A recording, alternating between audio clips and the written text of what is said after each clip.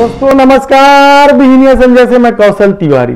छत्तीसगढ़ में अगले साल होने वाले चुनाव के लिए भारतीय जनता पार्टी ने कमर कस ली है और कई तरह के कार्यक्रम तो कर ही रही है। राज्य सरकार पर गंभीर आरोप भी लगाए जा रहे हैं, लेकिन हर मामले में उसे मुंह की खानी पड़ रही है।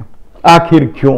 पार्टी ने पूरी नेतृत्व बदल डाला, नए प्रदेश अध्यक्ष बनाए अरुण साव को और नेता प्रतिपक्ष भी बदलकर चंदेल को नेता प्रतिपक्ष बना दिए, नारायण चंदेल को। ऐसी स्थिति में आखिर कहां चूक रही है भाजपा, ये सबसे बड़ा सवाल उठने लगा है भाजपाइयों के भीतर ही। क्या अरुण साव उस पुराने काकस में फंस गए हैं और उससे बाहर नहीं निकल पा रहे हैं? यह पहला सवाल इसलिए उठ रहा है क्योंकि रमन गुट इस पर भी हावी है। इससे पहले जो अध्यक्ष थे वो तो उन्हीं के समर्थक बताए जाते थे, लेकिन अरुण साव के बारे में कहा जाता है कि वे आरएसएस की पृष्ठभूमि से आए हैं और वे अपने ढंग से पार्टी को चलाएंगे क्योंकि हाईकमान का वरद हस्त है। लेकिन जमीनी हकीकत बिल्कुल उलट हो गई है। आज भी डॉक्टर रमन सिंह गुट हावी है और अरुण साव उससे बाहर नहीं निकल पा रहे हैं। दूसरा गुट जो बृजमोहन अग्रवाल का गुट है वह भी प्रभावशाली गुट है और उस गुट से बाहर निकलना साव के लिए मुश्किल होता जा रहा है। लेकिन एक तीसरा शख्स भी है जिसकी हाई कमान पर सीधी पकड़ है और वह भी अपने तरह की राजनीति चला रहे हैं, कहा जाए तो गलत नहीं होगा।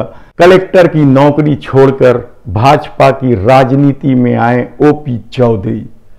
ओपी चौधरी के प्रभाव के आगे अरुण साव क्या बौने हो गए हैं?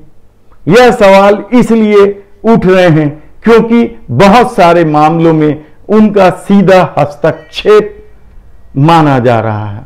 यहां तक कि डी पुरेंदेश्वरी को भी हटाने में ओपी चौधरी का नाम सामने आ रहा है। हालांकि इस मामले में डॉक्टर रमन सिंह की भी भूमिका बताई जा रही है, लेकिन लगता है कि संगठन मंत्री बदलने से काम नहीं चलेगा, बल्कि कुछ और परिवर्तन करना पड़ेगा। पहली ही यात्रा में नड्डा से झूठ बोलवा दी गई। ये झूठ किसने बुलवाया आदिवासियों की हत्या को लेकर, यह एक अलग मसला है और पार्टी उसके भीतर क्या कर रही है यह भी सवाल इसलिए नहीं उठाना चाहिए क्योंकि भाजपा के बारे में कहा जाता है कि झूठ, अफवाह, नफरत और भाजपा एक दूसरे के पूरक हैं।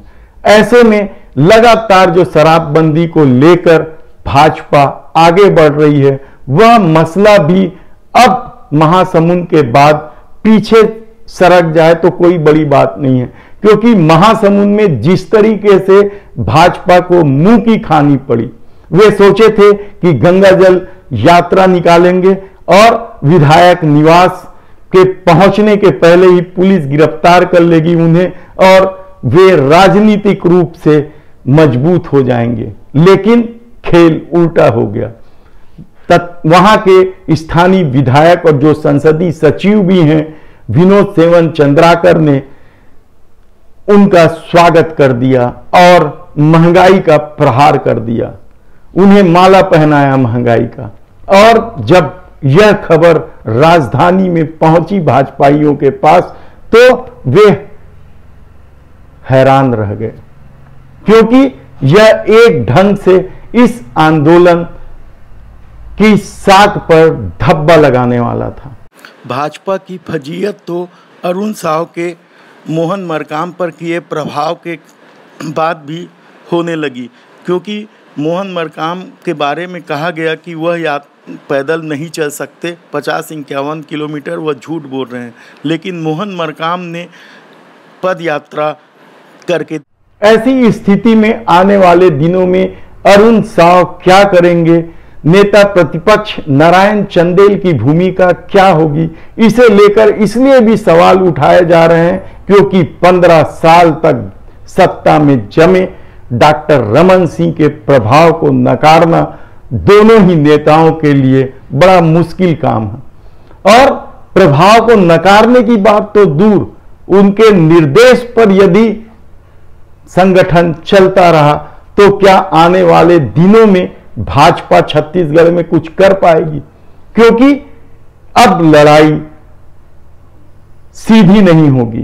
कांग्रेस और भाजपा के बीच छत्तीसगढ़ में अब शायद सीधी लड़ाई नहीं होगी, क्योंकि अब आम आदमी पार्टी ने भी कमर कसना शुरू कर दिया है। कल ही उसने प्रदेश अध्यक्ष को छोड़ के पूरी कार्यकारिणी भंग कर दी और बहुत सारे भाजपा और कांग्रेस के लोग आप में जाने लगे हैं।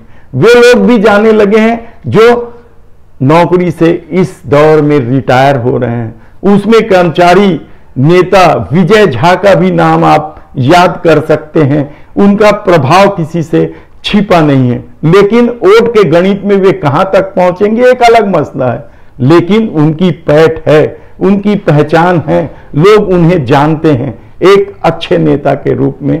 तब सवाल यह है कि भारतीय जनता पार्टी क्या 2018 जैसे परिणाम की स्थिति में ही रहेगी या उससे आगे बढ़ेगी? यह सबसे बड़ा सवाल है, क्योंकि भाजपा पिछले 3 चुनावों में, यानी डॉक्टर रमन सिंह की सत्ता के दौर में 50 से 51 सीट नहीं कर पाई थी और सीधे दर्जन भर सीट में पहुंच गई थी।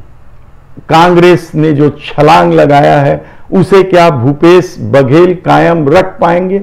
ये एक अपने तरह का सवाल है, क्योंकि छत्तीसगढ़ के बारे में आमतौर पर कहा जाता है कि यह कांग्रेस से प्रभावित राज्य है और कांग्रेस यहां हमेशा से ही मजबूत स्थिति में रही है। जब भाजपा अपनी मजबूती का सबसे बड़ा दावा करती थी तब भी कांग्रेस 38-39 सीट 90 में से ले लेती थी।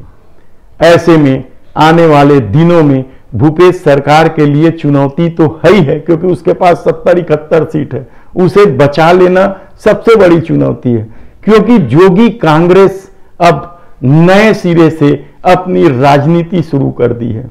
कल तक अजीत जोगी के छाए तले राजनीति होती थी, लेकिन अब नेतृत्व अमित जोगी के हाथ में है और कहा जाता है कि प्लानिंग करने के मामले में अमित जोगी का कोई जवाब नहीं है।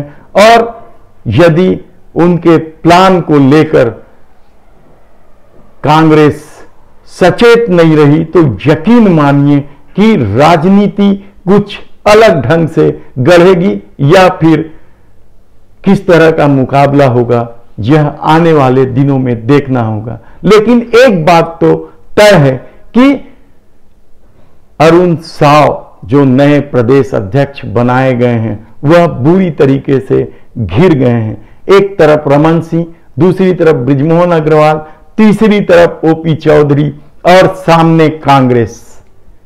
ऐसे में कहां क्या स्थिति बनेगी यह आने वाले दिनों में देखना होगा। नहीं तो भाजपा के लिए छत्तीसगढ़ दूर की कौड़ी है कहा जाए तो गलत नहीं होगा।